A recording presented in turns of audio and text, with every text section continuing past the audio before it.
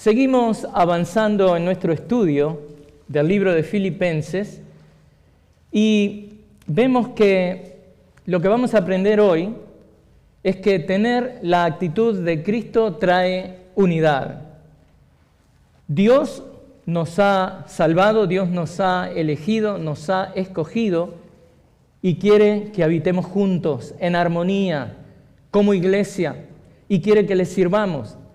Y fíjense esta particularidad de que Él dice, bueno, voy a elegir a tal persona, la voy a dotar, capacitar, le voy a dar lo que necesita para que me sirva. O sea, Dios no solamente le salva, la faculta con un montón de dones, habilidades, para que sirva al cuerpo de Cristo. Y uno de los grandes problemas es que a veces las cosas no funcionan porque llegamos a la fe en bancarrota espiritual, en humildad total delante de Dios, pero a medida que avanzamos caminando por la fe, nos olvidamos de que tenemos que seguir en el mismo espíritu. Entonces, ¿qué es lo que pasa? Cuando Dios trae esta asamblea de músicos, Él quiere esta orquesta celestial que toque al unísono. Entonces, hay algunos que dejan que por ahí su egoísmo, su orgullo, vieron lo que vimos anteriormente, su vanagloria, se interfieran en el camino de lo que Dios quiere hacer. Y Pablo hoy nos dice, vamos a estar viendo Efesios 2:5, que debemos tener la misma actitud de Cristo para tocar todos en armonía. Y miren esto, un director de orquesta muy conocido fue entrevistado sobre cuáles eran los desafíos que él tenía para dirigir una sinfónica. ¿Y sabe lo que dijo? Él hizo esta observación, dijo, no tengo problemas en encontrar músicos talentosos que quieran ser primeros violines. Todos quieren destacarse, llevar melodía, ser escuchados. Pero dice, pero me cuesta mucho encontrar quienes están dispuestos a ser segundos violines. Y sin ellos, dice este profesor, este maestro de música, sin los segundos violines, la orquesta no tiene equilibrio, no hay armonía. No suena como debería sonar. La música pierde su profundidad. No sonamos al unísono. Y en la iglesia, en un sentido, como músicos de Dios también tenemos que aprender a ser segundo violín, tercer violín, lo que sea que Dios nos asigne a hacer en un espíritu de humildad. Entonces, esta ilustración del músico nos sirve como transición a lo que veremos hoy en Filipenses 2:5. Dice así, haya, pues, en ustedes esta actitud que hubo también en Cristo Jesús. Y luego va a pasar a explicar cuál es esta actitud, pero por ahora nos pide esto, que tengamos esta actitud. Porque dice Pablo, Jesús, siendo Dios, renunció a sus privilegios para servir, para humillarse hasta la muerte. Su ejemplo de humildad nos capacita para tener la misma actitud de humildad que lleva a la unidad. ¿Recuerdan una de las cosas que estamos aprendiendo? Sin humildad no hay unidad. Eso es una gran verdad, porque la desunión y la falta de armonía viene cuando hay muchos primeros violines en la iglesia. Y Dios, quien nos ha capacitado con distintas categorías de cosas que vamos a hacer, con distintos talentos, con distintos dones, con distintas habilidades. Recuerdan que vimos Romanos 12:3. Pero Cristo nos enseña, no solamente desde el ejemplo, sino que Él desea que nosotros tengamos una actitud diferente, que aprendamos y aceptemos a ser segundos violines en la iglesia. Y amados hermanos, hoy quiero mostrarles que lo único que hace posible que la unión sea posible es tener la actitud de Cristo. Por lo tanto, debemos contestar esta pregunta. ¿Qué es esta actitud de Cristo que debemos imitar? Y la respuesta simplemente es una actitud de humildad. Es una actitud que vamos a ver en detalle la semana que viene. Pero hoy trataremos el tema de cómo es que nosotros podemos y debemos alcanzar esa unidad. Y para eso vamos a comenzar con este versículo, el 2:5. Vamos a leerlo nuevamente, porque de allí salen los puntos de nuestro mensaje. Pablo escribe en Filipenses 2:5, haya pues en ustedes esta actitud que hubo también en Cristo Jesús. De ahí van a salir los 3 puntos, que son los siguientes. El primer punto es conciencia colectiva. El segundo punto que vamos a ver es compromiso cristiano. Y el tercer punto es carácter conformado. O sea, para tener la actitud de Cristo que trae unidad, debemos tener conciencia colectiva. ¿Qué dice? Haya pues en ustedes. Y para tener la actitud de Cristo que trae unidad, debemos tener ¿qué? Compromiso cristiano. Otra de las cosas que vamos a ver. Que estemos comprometidos en tener esa actitud, ese mismo sentir. Para tener la actitud de Cristo que trae unidad, debemos tener un carácter conformado al de Cristo. Ese va a ser nuestro tercer punto. Debemos tener esa actitud que hubo también en Cristo Jesús. Entonces, comencemos con el punto 1. El punto 1 le pusimos conciencia colectiva. Y algo que usamos los predicadores la mayor parte del tiempo es aliteración. Entonces van a ver que trato de que estos subpuntos empiecen con las mismas letras. En este caso, conciencia colectiva. Eso va para los predicadores acá presentes. ¿Qué dice Pablo en su primer punto? Conciencia colectiva. Haya, pues, en ustedes. Arrancando con nuestro primer punto, quiero también compartirle lo que es la tesis de mi mensaje. ¿Qué es lo que quiero comunicar hoy? Lo que quiero comunicar es que la unidad en la iglesia solo es posible cuando cada creyente, cada uno de ustedes, cada uno de nosotros, estoy incluido, adoptamos la humildad de Cristo. Esa es la tesis. Lo que aprendemos de esta sección que estamos estudiando y que estamos comenzando ahora, por ejemplo, es el ejemplo de humildad de Cristo. Por eso Pablo urge a los filipenses a que tengan esa misma actitud que estaba también en Cristo. La exhortación que está presentando el apóstol forma, se podría decir, como un puente. Es un puente que hace la transición entre la sección que vimos anteriormente del capítulo 2, versículos 2 al 4, a lo que viene ahora con el ejemplo que va a presentar de Cristo, que lo vamos a encontrar en el capítulo 2, versículos 6 al 11. Entonces, este 2.5 que vemos hoy es un puente. Y continuando con la exhortación que vimos anteriormente que Pablo nos diera en los versículos 2, capítulo 2, versículos 1 al 4, ahora Pablo los exhorta a que tengan la misma actitud que Cristo exhibió. Ahora Pablo presenta a Cristo como el ejemplo supremo de esa actitud, como el ejemplo supremo de esa conducta. Solamente al seguir el ejemplo de Cristo es que la unidad en la iglesia es posible. Únicamente ese es el camino, ese es el único camino para la unidad de la iglesia, seguir el ejemplo humilde de Cristo. Por eso, el versículo 5 contiene la exhortación. Si usted está leyendo la Nueva Biblia de las Américas, dice, haya pues en ustedes esta actitud que hubo también en Cristo Jesús. La Reina Valera 1960 dice, haya pues en vosotros este sentir que hubo también en Cristo Jesús. El punto de Pablo era que los creyentes debían seguir el ejemplo de Cristo, modelado cuando Cristo toma forma de hombre y sufre una muerte horrenda en esa cruz romana. Entonces, en este versículo 5, como les decía, estamos pasando de las exhortaciones anteriores a esta exhortación que Pablo usa de puente antes de moverse a brindar el ejemplo de Cristo.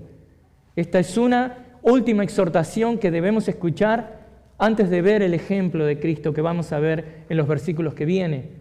Pero como verán, Pablo está buscando que tomemos conciencia de esta conciencia colectiva que es demandada de nosotros para poder alcanzar la unidad. Cuando Él dice, haya en ustedes, ¿está hablando de qué? ¿De una sola persona? No, está hablando de pluralidad. Nos abarca y nos incluye a todos. Esto no es un llamado individual, no es un llamado aislado. Este es un llamado a toda la comunidad de creyentes. Pablo le está hablando a la iglesia, en este caso de Filipos. Esa es su audiencia original. Misma iglesia, recuerdan que vimos en nuestro primer mensaje de Filipenses, que nace en esos eventos que están narrados en Hechos 16. Pablo originalmente le está hablando a ellos, pero nosotros, el Espíritu Santo, usa esos principios para que nosotros los adoptemos a nuestra vida. ¿Y qué es lo que le está pidiendo Pablo a esta congregación filipense del siglo I? Que todos compartan una misma actitud o un mismo sentir. Que tengan una conciencia colectiva. Y amados hermanos, la falta de unidad, cuando hay falta de unidad, eso está evidenciando de que hemos olvidado estos principios, de que no estamos siguiendo en humildad los pasos de Cristo. Estamos olvidando de que la vida cristiana no es solo personal. Sí, es verdad, Dios nos salva individualmente, pero Dios nos salva para que vivamos en comunidad. Entonces, la vida cristiana es también comunitaria. Por eso se nos da el ejemplo de que somos parte, somos miembros del cuerpo de Cristo. Y cuando a usted le duele algo, como miembro de Cristo, nos duele a todos. Entonces, debemos, hermanos, cultivar esta conciencia colectiva que estamos viendo en nuestro primer punto. Debemos estar en la misma página respecto a la significancia que tiene ser un cristiano. Debemos coincidir en la importancia de vivir vidas centradas ¿en quién? ¿En nosotros mismos? ¿En nuestra vanagloria? No, vidas centradas en Cristo. De que somos redimidos por nuestro Señor, de que somos ahora nuevas criaturas, 2 Corintios 5:17, de que se nos ha dado nueva vida, ¿para qué? Para vivir para la gloria de Él, de que ahora somos embajadores de Cristo, rogando con el mundo ¿de qué? De que tengan amistad con Dios. Ese es nuestro llamado ahora, vivir esas vidas centralizadas en el Evangelio de Cristo. Entonces, hermanos, esto es algo que debemos cultivar, esta conciencia colectiva. Y en el contexto de lo que Pablo expresa en este capítulo 2, lo que el apóstol comunica es que esa conciencia colectiva debe manifestarse en humildad. Debe manifestarse en amor mutuo, porque eso es lo que producirá unidad. Entonces, hay otros lugares de la Escritura donde Pablo nos habla exactamente de esto. Y quiero que vayan ahí conmigo. Pablo les había pedido a los filipenses que tuvieran esta actitud. Vamos al 1:7. Ahí lo vamos a ver. En el 1:7 vamos a ver esto que pide Pablo. Es justo que yo sienta esto acerca de todos ustedes, porque los llevo en el corazón. Pues tanto en mis prisiones como la defensa y confirmación del Evangelio, todos ustedes son participantes conmigo de la gracia. Esta es una conciencia colectiva de por qué vivimos para Cristo.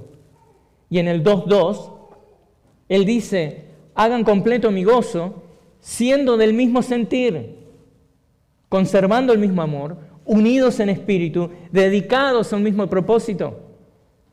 Hermanos, como estamos viendo, tener la actitud de Cristo trae unidad, porque nos ayuda a tener una conciencia colectiva que nos acerca. No solamente nos acerca más a Cristo, pero nos acerca también más unos a otros. Todos los que están aquí presentes, si han confiado su vida a Cristo, son peregrinos en esta tierra, que marchan hacia el mismo lugar, hacia la misma ciudad eterna. Entonces, mientras marchamos juntos como peregrinos, debemos alentarnos unos a otros. Debemos cantar las mismas canciones con gozo. Debemos amar al mismo Señor.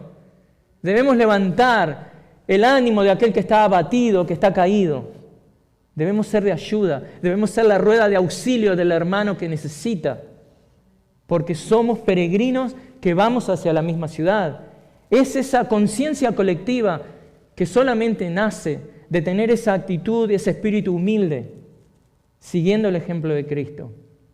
Por eso, hermanos, somos acercados más a Cristo, pero también somos más acercados más los unos a los otros.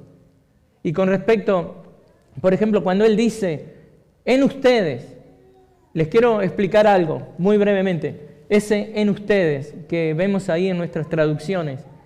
Esto tiene que ver con una decisión de interpretación que debe tomarse porque falta el verbo. Ahí en el original no hay un verbo. Es como la gente en griego se expresaba. Nosotros lo entendemos como hispanos. Muchas veces expresamos cosas y hay verbos que no usamos. Se entiende en el contexto qué es lo que estamos diciendo. Pero por una cuestión de traducción, hay una variante importante en lo que es la traducción y se debe al verbo que debe añadirse en lo que se llama, cláusula relativa. Pero esto nos deja con dos interpretaciones o dos posibilidades de esto. Si ustedes están mirando ahí, estamos hablando del Filipenses 2:5. Una de las opciones es que es Cristo quien posee esta actitud que todos debemos desear y poseer. Entonces, cuando dice esta actitud que hubo también en Cristo, primera opción, esto estaba, era algo que Cristo poseía y tenía. La otra interpretación, porque hay otras traducciones que lo toman como que en Cristo, en la esfera de vivir en Cristo, es algo que todos poseemos.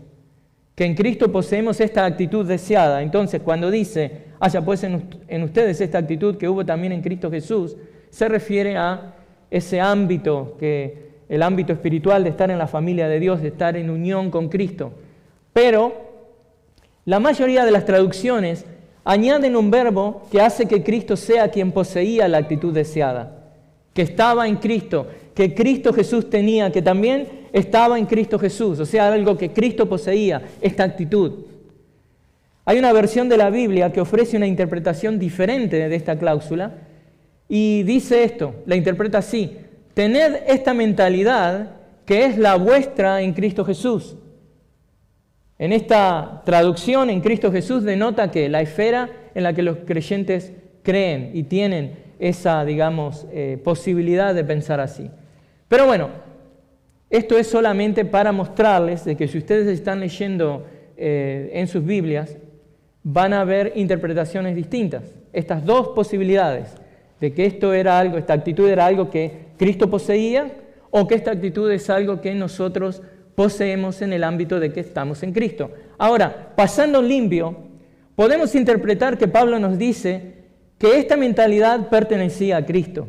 Eso es como yo lo tomo, o que pertenece, es lo que leemos en nuestras versiones, al menos la Nueva Biblia de las Américas lo tiene así.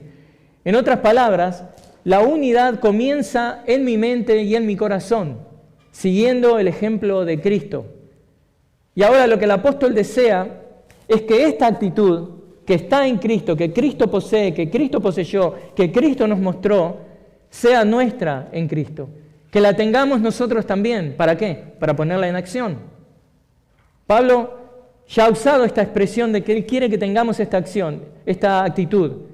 Por ejemplo, en el 1:6, ¿qué dice? Y habla del plural también. Se refiere a todos, que quiere y desea que todos tengamos esta actitud. Él dice esto: estoy convencido precisamente de esto, que el que comenzó en ustedes la buena obra, la perfeccionará hasta el día de Cristo. Entonces, por lo tanto, lo entendemos como entre ustedes o en vuestras relaciones, cuando habla de todos nosotros, porque él está enfatizando la naturaleza corporativa de este mandamiento que está dando. Entonces, Pablo está deseando que todos corporativamente tengamos esta actitud a través de la manera en la que vivimos como comunidad de creyentes. Entonces, yendo nuevamente al versículo, haya pues en ustedes esta actitud que hubo también en Cristo Jesús. Habla corporativamente, habla de esta conciencia colectiva que Él quiere que tengamos, para que nosotros busquemos y aspiremos tener esta actitud que Cristo tuvo. Entonces, ese es nuestro punto 1. Y ahí, ahora nos vamos a mover al segundo punto, que es el compromiso cristiano que nos ayuda a alcanzar la unidad. Como les decía, de la aliteración, el primer punto era conciencia colectiva, este es compromiso cristiano. Y no lo estoy diciendo, como decimos en Argentina, para figurar, es simplemente que sé que muchos de ustedes están interesados en esto. Tenemos predicadores que están creciendo en eso, y bueno, siempre preguntan. Punto número 2, compromiso cristiano. Entonces esto requería que la actitud estuviera presente en cada creyente. ¿Cómo puede ser eso posible para que esto sea prevalente en la comunidad? Bueno, tiene que haber un compromiso cristiano.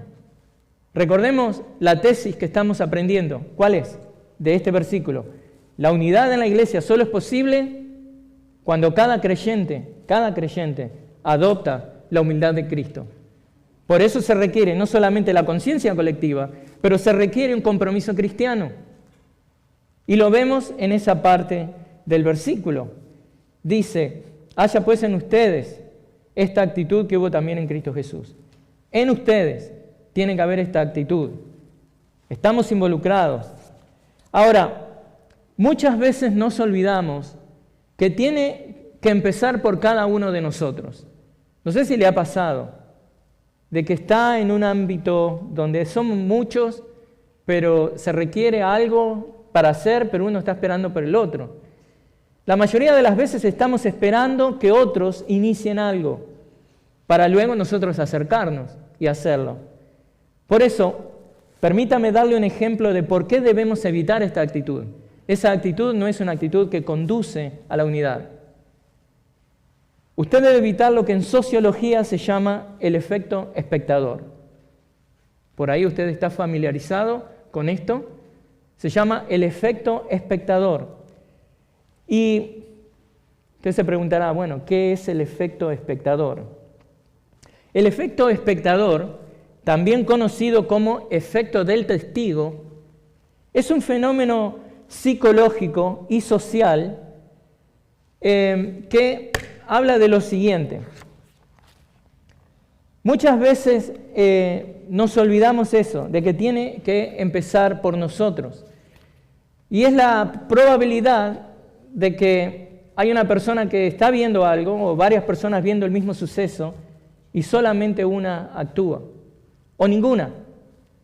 Pero este efecto social es la probabilidad de que una persona intervenga en una situación de emergencia, pero generalmente no interviene nadie. Entonces, ese es el problema. En una situación de emergencia, lo que nos dice este efecto espectador es que disminuye la cantidad de gente, que conforme más personas están presentes, más disminuye el número de personas que van a hacer algo. Entonces, miren esto. O sea, cuantas más personas presencian un hecho, menos probable es que alguien actúe. No sé si le ha pasado, si lo ha experimentado. Un choque en la calle, o alguien le hace algo a alguien, a otra persona, y usted está ahí de testigo y dice, ¿qué hago? ¿Me meto? No, no es lo mío. Y hay 30 personas mirando, con los teléfonos grabando, ¿no? Pero cuanto más personas presencian un hecho, menos probable es que alguien actúe. ¿Por qué pasa esto? Porque cada individuo asume que el otro lo hará. Este fenómeno está estrechamente relacionado con lo que se llama el concepto de difusión de responsabilidad. Oh, no es mi responsabilidad, es del otro. Entonces, donde la responsabilidad de actuar, ¿qué es lo que pasa? Se diluye entre los presentes. Y usted dirá por ahí, oh, ¿qué hay de malo en eso, no? Yo no soy un líder, yo solo sigo, soy una ovejita obediente, ¿no? Bueno, primero, quiero decirle que ser participante del efecto espectador es extremadamente egoísta y peligroso. Y Pablo ya nos advirtió en los primeros versículos de que no debemos hacer cosas por egoísmo, ni por vanagloria. Este efecto espectador es una realidad de nosotros si estamos en egoísmo, en el modo egoísmo en nuestra mente. Y les digo algo, hay un alma que puede atestiguar de cuán peligroso es esto y cuán egoísta es. Hay un alma que puede atestiguar de eso, no podemos preguntarles, ni siquiera sé dónde ellas se encuentran en estos momentos, no sé si está con el Señor, no sé si está en el infierno. El nombre de esta joven, Kitty Genovese, fue asesinada en Nueva York en 1964. Este caso, el de Kitty Genovese, se volvió muy conocido, no solo por la tragedia en sí, sino por las implicaciones psicológicas y sociales que esto reveló. ¿Qué es lo que estaba pasando? Miren esto, Kitty Genovese, una joven de 28 años, fue atacada y asesinada cerca de la entrada de su apartamento en Queens durante la madrugada del 13 de marzo de 1964. Este es un hecho veraz, histórico, verídico. Se reportó que fue apuñalada y que sus gritos fueron escuchados por varios vecinos. Las luces empezaban a prender, pero nadie intervino ni nadie llamó a la policía de inmediato. ¿Por qué? ¿Qué pasó? Bueno, supuestamente muchos pensaron que alguien más ya lo habría hecho. ¿Para qué voy a llamar yo? No, 911, no, después me están llamando. No, usted ve algo, repórtelo. ¿Usted ve a alguien en peligro? Repórtelo. Entonces, muchos pensaron que alguien más ya lo habría hecho. El efecto espectador, y más allá de que algunos detalles del caso fueron completamente exagerados por la prensa, lo que sí quedó claro fue que hubo una falta de acción colectiva. Entonces, en definitiva, un vecino esperaba por otro y nadie hizo nada. ¿Le hubiera gustado que alguien, un ser querido, estuviera en esa situación y mucha gente lo viera, escuchara y nadie hiciera nada? Y luego usted se tiene que enterar en el reporte policial de que su ser querido falleció innecesariamente, no solamente por lo que se hizo a él, a ella, sino porque nadie en la comunidad, de los 30 que estaban ahí, nadie hizo absolutamente nada, ni siquiera levantar el teléfono para buscar ayuda. Pero bueno, ¿debería esto extrañarnos? No, esto pasó en 1964 y es algo que solamente la sociedad moderna, ¿no?, tiene ese problema. Bueno, no, mire, usted va a la Biblia y el Señor habló de una parábola, una de las parábolas que Él habló describe esto. ¿Acaso no es lo que describe la parábola del buen samaritano? Donde muchos ven la necesidad, pero ninguno actúa por falta de amor, seguramente esperando que otro lo haga. Jesús cuenta esta historia. Este hombre herido en el camino a Jerusalén, de Jerusalén a Jericó. 3 personas pasan junto a él. Un sacerdote lo ve, pero pasa de largo. Un levita también lo ve, pero hace lo mismo. Hasta que un samaritano, que ustedes saben que tenían ellos enemistad, los samaritanos y los judíos no se hablaban, pero este samaritano se detiene, se compadece y actúa para ayudarlo. O sea, el sacerdote y el levita pueden representar el pensamiento de, alguien más lo ayudará, o no es mi responsabilidad, ¿no? Hacen como Pilato y se lavan las manos. Ambos ven el problema, pero no actúan, como sucede en el efecto espectador. En contraste, el samaritano rompe ese patrón y asume responsabilidad personal, justo como Pablo pide en Filipenses 2:5. Porque estamos viendo de que llevar adelante, tener esta actitud de Cristo requiere compromiso cristiano. No podemos esperar por el otro. Miren, hermanos, hay una razón por la que Pablo nos dice que tengamos esa actitud. No debemos esperar a que el otro lo haga. Dios espera que seamos valientes como David. ¿Les suena? ¿Recuerda la escena? El ejército de Israel está paralizado por el miedo ante Goliat y nadie se atreve a enfrentarlo por muchos días. Muchos días pasan, aunque todos ven el mismo desafío. Pero ¿qué es lo que hacen? Cada soldado podría haber pensado, ese no es mi problema, alguien más lo hará. El valiente ejército israelita es espectador del problema, pero nadie actúa. Hasta que finalmente un joven sin armadura irrumpe en la escena. El gran David rompe la inacción colectiva y confiando en Dios sale a defender el honor de su Dios. Seguramente muchos soldados, después de ver el triunfo del muchacho, dijo, yo pude haberlo hecho. Pero bueno, ese ya sería otro fenómeno sociológico llamado blablalogía. No, se llama autojustificación u oportunismo moral o social. Sí, no, pero yo lo pude haber hecho, lo que pasa es que justo me dolía el estómago. Pero en la economía divina, hermanos, eso de esconderse en el anonimato no sirve. Esa actitud de esperar por otro tampoco sirve. Y si no, pregúntenle a Acán y a su familia. ¿Qué pasó ahí? Después de la derrota de Israel en Hai, Dios revela que alguien ha pecado al tomar del anatema. Y mientras el pecado está oculto, nadie dice nada.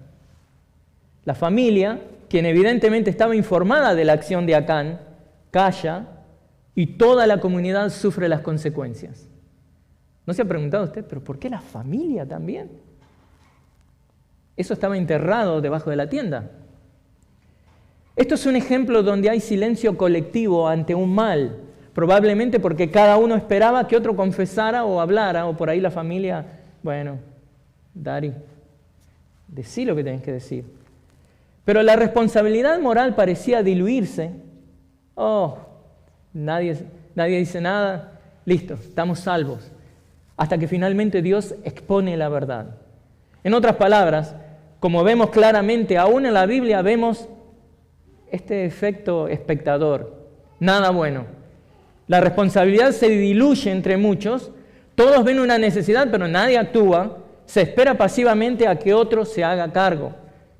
Pero hermanos, hermanas, debemos ser despertados a dejar a un lado este tipo de pasividad y abrazar la acción personal, ejerciendo valentía moral, aceptando la responsabilidad individual. Hace poco alguien decía, con el tema de la muerte de Charlie Kirk, de que eso es lo que hay que hacer, tener esa fortaleza moral de hacer lo que es correcto, sin importar las consecuencias. Y esto es lo que Pablo nos pide aquí en Filipenses 2.5. Pablo en Filipenses 2.5 enseña que la actitud de humildad que promueve la humildad debe comenzar en cada creyente. Esto no se lo podemos pasar a otro. Debe empezar en cada uno de nosotros. Debe y requiere ¿qué? Un compromiso cristiano. No debemos esperar a que otros cambien o a que otros actúen con humildad primero. Cada uno debe asumir la responsabilidad personal de adoptar esta actitud de Cristo. Y así como el efecto espectador, en el efecto espectador nadie actúa porque espera que el otro lo haga, también en la vida cristiana podemos caer en la trampa de esperar que otros sean humildes primero. Bueno, el pastor se crió en Argentina, no puedo esperar humildad de él. Entonces, si él no es humilde primero, yo no voy a ser humilde. Yo soy orgulloso y usted póngale la nacionalidad que quiera. Pero bueno, hay milagros, hermanos, que el Señor nos trae a la fe y a todos nos hace aprender humildad. Así que siga confiando en el Señor. Pablo nos llama a romper ese patrón de la humildad y la unidad en la iglesia comienzan cuando yo mismo adopto la actitud de Cristo. Y es por eso que dice que tengamos esa misma actitud. Pablo dice que debemos tener este sentir. Y aquí, miren, es el mismo verbo usado para describir actitud y sentir. Esto es más que una, digamos, actividad intelectual. Esto es algo que va más allá de si yo entiendo lo que se me está diciendo. Esto tiene que ver, es una palabra, el verbo que se usa con pensar, sentir, discernir, pero actuar, hacer algo al respecto. Esto no es un estado de ánimo, esto es una actitud, es un sentir, algo que nos acompaña constantemente. Que cuando lo agarran distraído y recién levantado, recién despertado, después de haberse quedado hasta las 4 de la mañana en el campamento, cuando a las 7 lo levantan y le hablan, usted está con la actitud correcta. Bueno, no fue tan así, ¿no? Pero veamos entonces, ¿qué significan estas palabras, actitud y sentir? La frase en griego se traduce de la siguiente manera: tengan la mentalidad, tengan la mente, tengan la actitud. Y hay un verbo que es un verbo plural, froinete. Algunos lo traducen que en su relación los unos con los otros tengan la misma mentalidad. Y de nuevo, esta palabra que está usando Pablo acá, actitud, en la Nueva Biblia de las Américas, es una palabra que denota, que implica una actitud, una mentalidad, una disposición de la persona. Como les decía, esto no es un sentimiento superficial. Esto tiene que ver con una manera de pensar que está profundamente arraigada en la vida de la persona. Y eso viene gracias a nuestra devoción, a nuestra relación con Cristo. Esto tiene que estar arraigado, por eso vemos que se trata de un compromiso cristiano, que es nuestro segundo punto que estamos viendo. Compromiso cristiano de tener la misma actitud de Cristo. ¿A modo de qué? De traer unidad, que ese es uno de los temas. Recuerdan que hablábamos que sí es verdad, el gozo es un tema preponderante en Filipenses, pero la unidad es a lo que apunta Pablo al escribir este libro.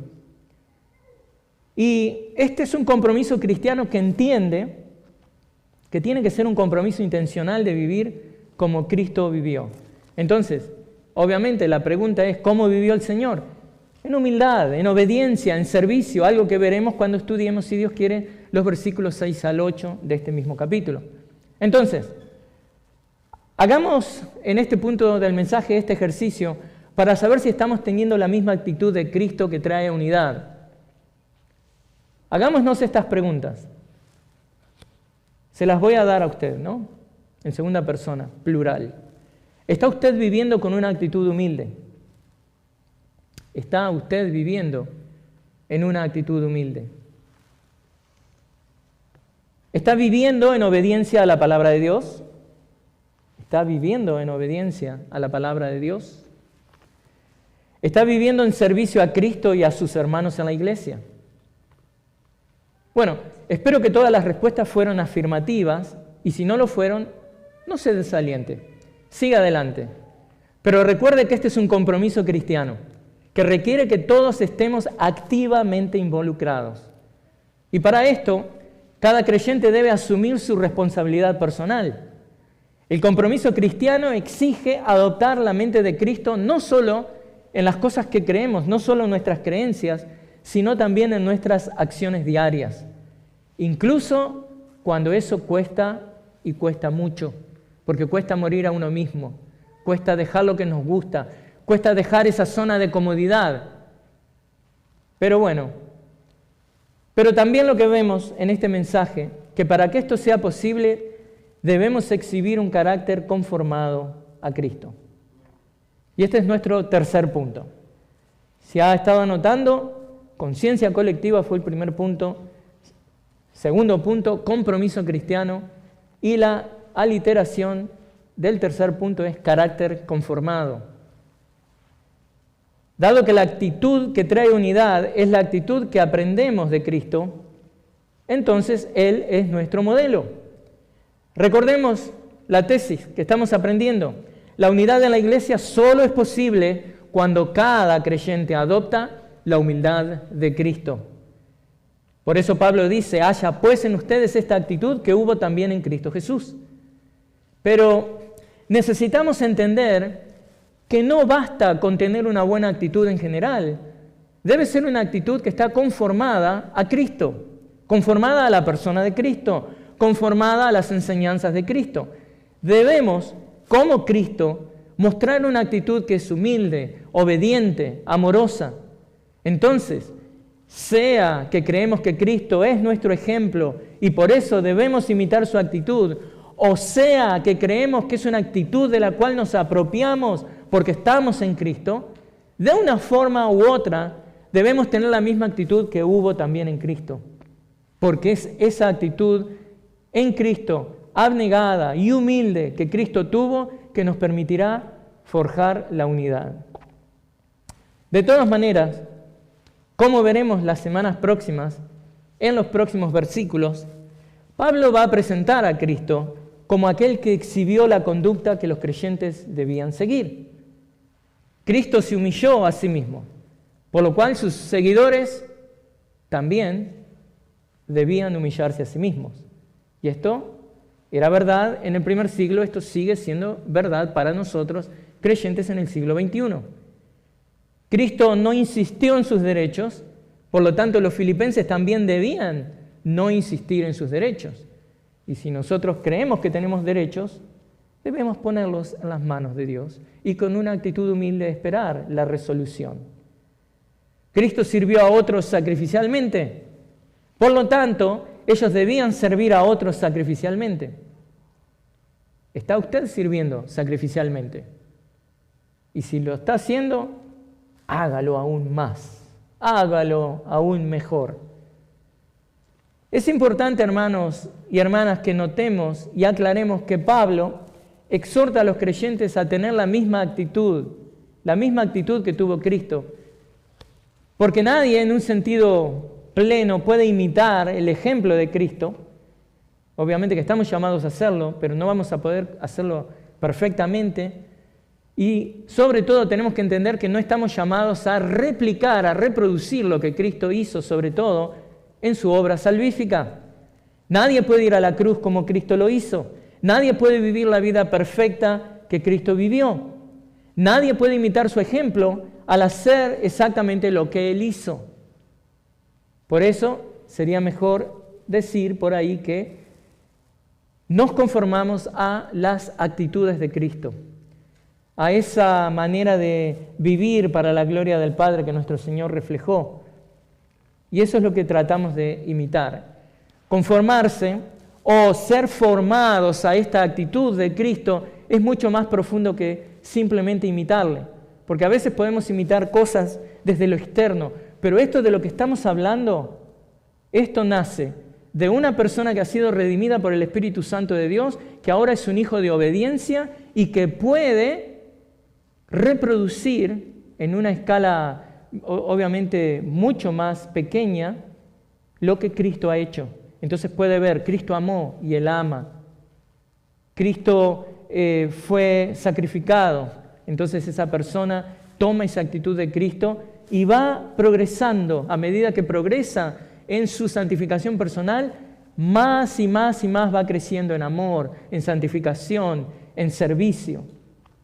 Pero es algo que tiene que ser interno. Ahora, los creyentes pueden conformar sus mentes y corazón al de Cristo, lo que da como resultado la humildad y el servicio, ese servicio sacrificial en obediencia al Padre que se da por el bien de los demás.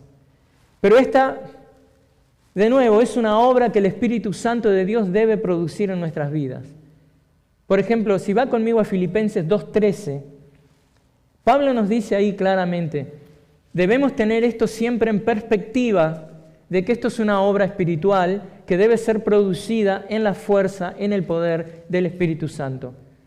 Pablo dice ahí, porque Dios es quien obra en ustedes tanto el querer como el hacer para su beneplácito. Entonces, lo que estamos diciendo es que el carácter cristiano no debe ni puede ser producido por una mera imitación superficial. Debe haber imitación del carácter y de la vida de una persona piadosa que a su vez imita a Cristo. Yo le puedo decir, porque pasa mucho en consejería eso, usted deme el listado de las cosas que tengo que hacer y lo que tengo que leer y yo voy a estar bien. No, es mucho más que eso. Por eso también Dios tiene la iglesia local, por eso Dios tiene a los ancianos sobre sus vidas, porque tiene lo que se llama rendición de cuentas, de que se le va a asignar algo para ver, un pasaje para meditar y luego juntos oramos y juntos vemos cuáles son las partes que está aplicando y cuáles no. Es mucho más que algo superficial. Entonces, por eso es que Pablo dice de que, él lo dice de esta manera muy confiado, en 1 Corintios 11:1, él dice, sean imitadores de mí, pero no lo dice de una manera superficial, porque él dice, sean imitadores de mí como también yo lo soy de Cristo. O sea, imiten algo en mí si ven que yo estoy imitando a Cristo. Pero cuando se trata de la imitación superficial es algo vano, si el Espíritu Santo no está obrando en el individuo. O sea, de lo que estamos hablando es de santificación. El carácter conformado a Cristo, requerido para tener la actitud que Cristo trae para obtener la unidad, se obtiene únicamente por una conformación interna al carácter de Cristo, y esta es la obra del Espíritu Santo de Dios. Entonces, como conclusión, hermanos, para alcanzar la unidad no podemos esperar a que otros cambien. El cambio debe comenzar en nosotros, debe comenzar en mí, debe comenzar en usted, en cada uno de nosotros, con la actitud de Cristo. Entonces, hermano, hermana, permítame preguntarle, ¿está usted esperando que otro dé el primer paso? ¿Está usted dispuesto a tener la mente y la actitud de Cristo hoy mismo? Conforme oramos, entregue esa parte de su vida a Dios. Y estamos hablando no de salvación, de santificación. La única manera de tener esa actitud de Cristo de la que estamos hablando hoy es con una transformación interna que nos ayudará a vivir en humildad. Porque sin humildad no hay unidad. Recuerde que usted no camina solo, usted es parte de un cuerpo, sus decisiones impactan a otros. Por eso debe tener esa conciencia colectiva que le muestra que la unidad en la iglesia solo es posible cuando cada creyente adopta la humildad en Cristo. Pero usted debe estar comprometido de verdad. No sea un espectador que asiste, mira y aplaude. Yo sé que las bancas de acá son muy cómodas, pero usted debe dejar que el Espíritu Santo forme su carácter cristiano de acuerdo a Cristo. Aprenda la humildad, practique la obediencia, sea generoso, no tema perder para la gloria de Cristo. Si algo lo impacta, si algo está siendo hecho hacia usted, leíamos y aprendíamos hoy en la escuela bíblica, Nicolás nos leía Mateo 18. Sea como aquel esclavo que fue perdonado mucho, pero luego perdonemos mucho también. No temamos perder para la gloria de Cristo si es como lo dice Pablo en Corintios. Si alguien nos afecta, prestamos dinero y no nos quieren devolver. Bueno, seamos sabios a quién le vamos a prestar, pero no permitamos que eso nos amargue, se vuelva una raíz de amargura en nosotros. No temamos perder para la gloria de Cristo. Entonces, tomaría el lugar que Dios le asignó a usted, aun si ese no es el lugar más visible. ¿Está dispuesto a eso?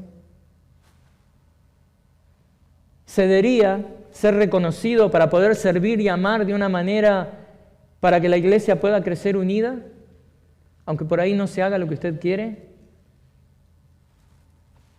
¿Está dispuesto a ser el segundo violín si esto trae unión y armonía en la orquesta, en la congregación?